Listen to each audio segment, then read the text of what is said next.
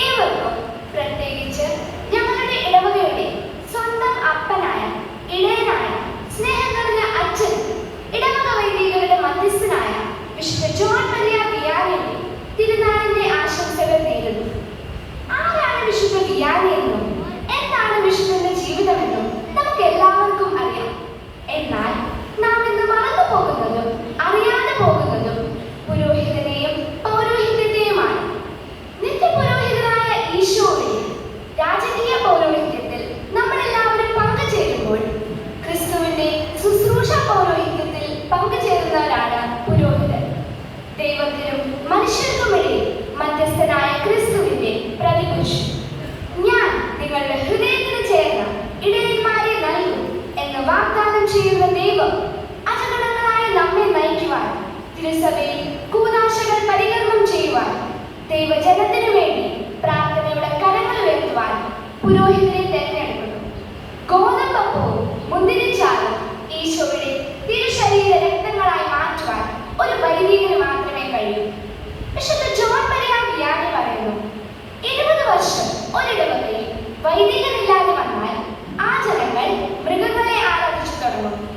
Yes, a priest is not a priest for himself, he is for you.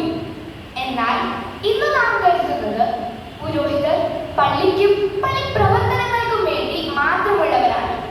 ഒരു പുരോഹിതനില്ലെങ്കിൽ ഒരു ക്രിസ്ത്യാനിയില്ല. ജനനം മുതൽ ഒരു ശിശുവിനെ സഭയിൽ അംഗമാക്കുന്നത് മുതൽ മരണത്തിന് ശേഷം അന്ത്യകൂദാശകൾ വരെയും ശേഷവും ഒരു വ്യക്തിക്ക് വൈദികനെ കൂടാതെ ജീവിതമില്ല.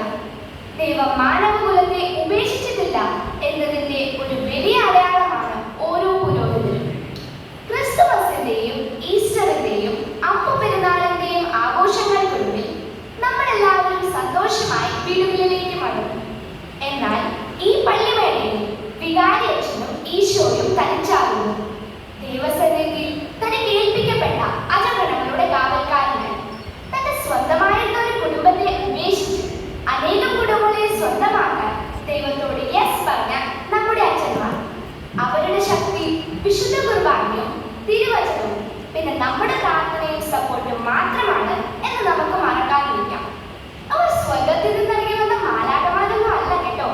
നമ്മുടെയൊക്കെ കുടുംബങ്ങളിൽ തന്നെ ജനിച്ചു വളർന്ന പാവപ്പെട്ട മനുഷ്യർ തന്നെയാണ്. അതുകൊണ്ട് അവരുടെ തെറ്റുകളെ ഉയർത്തി കാണിക്കാതെ നമ്മുടെ ഒരു ഫാമിലി മെമ്പറായി അച്ഛന്മാരെ സ്വീകരിക്കാം. അവർക്ക് വേണ്ടി എന്നും പ്രാർത്ഥിക്കാം. കാരണം അവരുടെ പ്രാർത്ഥനയും ബലിയർപ്പണവും എല്ലാം നമുക്ക് വേണ്ടിയാണെന്നേ. പിന്നെ ഒരു കാര്യം മറക്കാതിരിക്കാം, നമ്മുടെ ഈ കൊച്ചു കൂട്ടുകാരിൽ നിന്നൊക്കെ പുതിയ അച്ഛന്മാരുണ്ടാകുവാൻ നമ്മുടെ വീടുകളിൽ പ്രാർത്ഥനയും വിശ്വാസമൊക്കെ വേണം. ഇന്ന് വരെ നമ്മുടെ ഇടവകയിൽ സേവനം ചെയ്തിട്ടുള്ള എല്ലാ അച്ഛന്മാർക്കും, നമ്മുടെ ഇപ്പോൾ നമ്മെ നയിക്കുന്ന ബഹുമാനപ്പെട്ട തോമസ് അച്ഛനും നമ്മുടെ പ്രിയപ്പെട്ട മാർട്ടിൻ അച്ഛനും രൂപതയിലെ എല്ലാ അച്ഛന്മാർക്കും നമ്മുടെ പിതാവിനും വേണ്ടി വൈദികരും രാജ്ഞിയായ പരിശുദ്ധ അമ്മയോട്